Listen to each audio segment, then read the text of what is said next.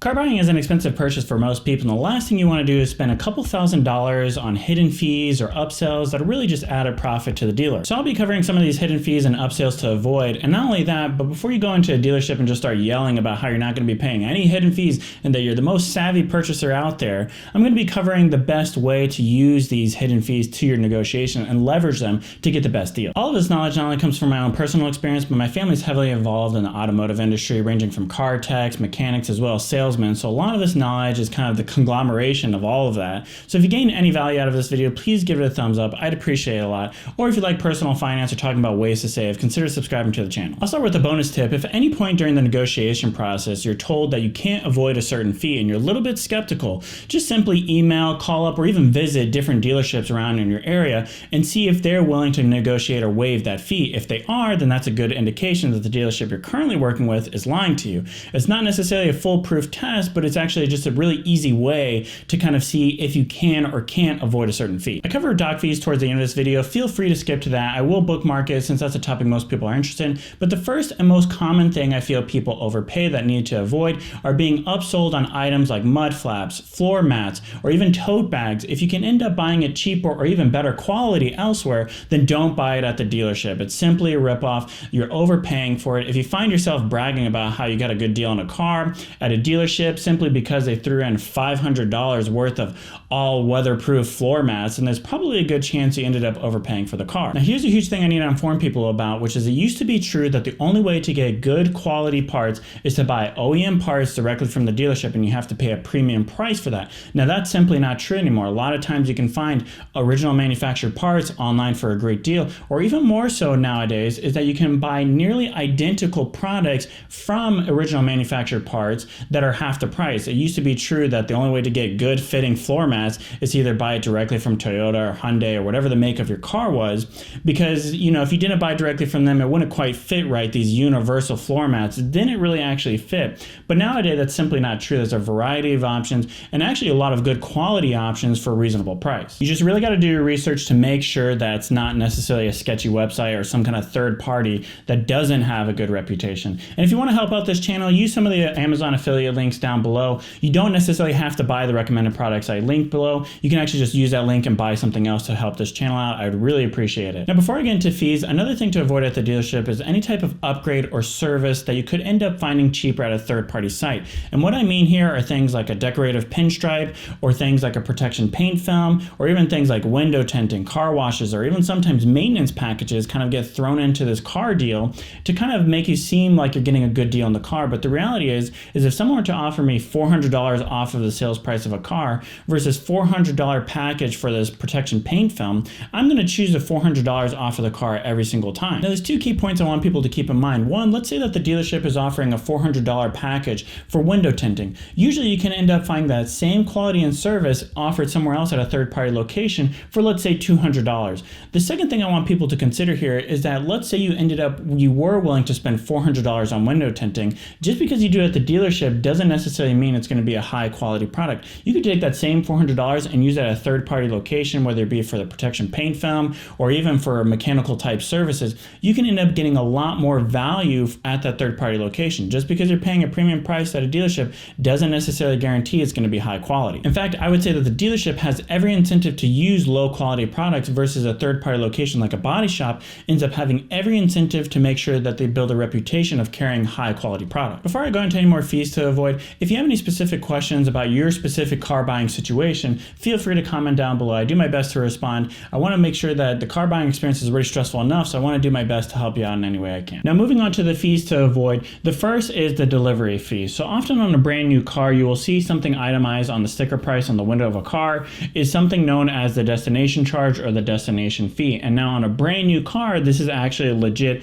true fee that you do need to pay, and it will be applied across the board to every brand new car. But the reality is sometimes what happens at a dealership or that a salesperson likes to do is show you a new car and you will see the destination charge on there. But then in the end, they end up trying to sell you a used car and they will list in there and try to slip in there a delivery fee to kind of make you think that this is a fee that's necessary.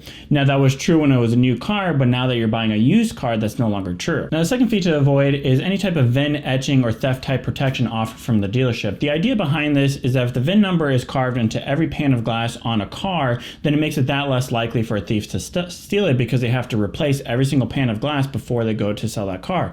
The reality is there's two things to think about here. One is that most likely the thief is not spending the time to inspect the car before they take it. It's going to be something really quick.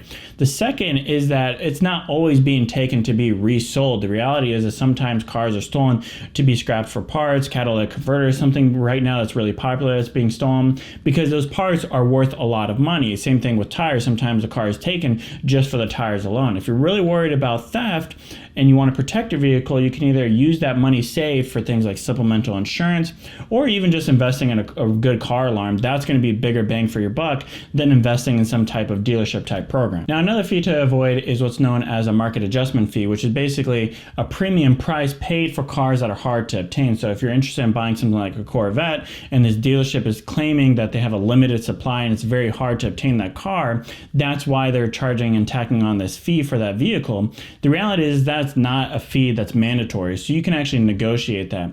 The way I look at it is you're already paying a premium price likely for that car. Why are you going to pay an additional premium price for that car? It should already be built into the price of the vehicle. The reality is if a dealership wanted to have a lot filled with Corvettes or premium type vehicles, they definitely could obtain those vehicles, but they want to have that available lot space for other vehicles that they can move more quickly, for example, like mid-size sedans or mid-size trucks. Another common fee to avoid is what's known as dealership prep fees. These are things that are tacked on for things like filling up the tank of gas, getting your car washed, or even filling your tires with nitrogen instead of just regular air. Now, the way I like to look at this is if you had two same restaurants, but one offered a higher level of care and service, and they ended up tacking on this fee for that service, you would kind of think that's absurd. At the end of the day, these two restaurants are competing for your business. That's the reality with these dealerships. They're competing for your business. So if they want to offer a higher level of care and service, that's on them. That's not necessarily for you to pay, because if that was a reality, you would just go to a different dealership. Another somewhat related fee is what's known as advertising fees. These are fees charged by the dealership to run ads, whether it be on print, on the radio, or on TV. I look at it once again the same way as a restaurant. If you went into a restaurant and they charge you $50 for a plate of food and they also charge you this $30 advertising fee because that's what it took to get you in the door, you would think that's absurd and you would take your business elsewhere. The same is true with the dealership. If they try to charge you that advertising fee, that's on them. That shouldn't be on you. So either take your business elsewhere or tell them to remove that fee altogether. Now, here's the truth about doc fees and pretty much all fees altogether. At the end of the day, none of these fees really should matter, because what you're trying to negotiate is the out the door price. So I know that may seem like an extraordinary concept to some people, but the reality is if I were to sell you a car at $10,000 with no documentation fee versus $9,500 and charge you a $500 documentation fee, at the end of the day, you're still paying $10,000. The same is true with whatever car you end up buying from the dealership. The dealership has to make a profit. At the end of the day, if a dealership isn't willing to sell a car any less than $10,000, you're not going to be able to kind of trick them into selling that car any less than they were willing to part with it. You're not going to be able to negotiate at $10,000 with a documentation fee still listed on there and then say, okay, I'm willing to pay that price without the documentation fee. Likely what you're going to end up doing is kind of upsetting the salesperson. You may end up being walked out the door altogether, or you're just going to end up kind of wasting your own time because you're starting the whole negotiation process back over. The salesperson was expecting to sell you this car with those fees tacked on because you weren't necessarily talking about the out the door price. That's what you truly care about. And you can do yourself a favor by just telling the salesperson off the bat that you want to negotiate based on the out the door price. This would be the sales price of the car with all associated tax and fees that are necessary. Now, I briefly want to explain why some people believe you can negotiate a documentation fee and why some people believe you can't negotiate a documentation fee. It all has to do with the fact that there's a variety of dealerships out there, a variety of people buying from different states, and so everybody's going to have different standards. For example, some dealerships out there will actually add some additional padding on the title and registration fees that you can't negotiate out of, and so they just kind of lump it all together and just call it the doc fee.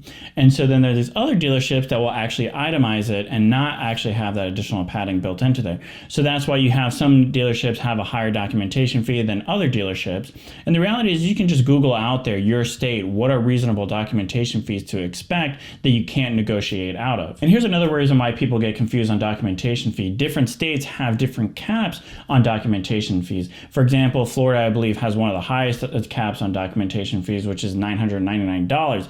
And here's the other thing about cap documentation fees is that's just a cap. You don't necessarily have to charge that much. Most dealerships do, but the reality is you could have a dealership in one state offer lower than the cap and a different dealership offer the actual highest amount. The other thing to consider too is a lot of dealerships end up charging one documentation fee to one customer, and they're just going to apply that across the board to all different customers because they don't want to have a lawsuit involved. So when they tell you that they cannot change the documentation fee, likely the way they're approaching it is that they're ready to charge that documentation fee to several other customers, and if they end up having some kind of different documentation for you, they could potentially open themselves up to lawsuits for discrimination, whether that be based on race or gender or anything like that. But like I said before, none of this should really matter anyways, because if a dealership offers high documentation fee, likely they have more wiggle room on a lower sales price of the car. The same being true the other way. If a dealership offers low documentation fee, they're probably still getting that profit margin beefed up on the higher sales price of their car, so they're not willing to negotiate as much on that sales price of the car. At the end of the day, it's just your personal preference on whether or not you want to negotiate the sales price of the car and then talk about the different associated fees and try and negotiate that aspect, or if you just want to be really clear and upfront with the salesperson and talk about the out-the-door price. Likely you'll save a lot of headaches for you and the salesperson and can end up making that negotiation process a lot smoother. If you want more advice on car buying type videos, please give this video a thumbs up so that way I know you appreciate it, and comment down below that you want to see more future videos. Consider subscribing to the channel if you like those types of videos or any videos regarding personal finance or how to save money. Those are videos I really enjoy talking about, and as always, I hope to see you in the next one.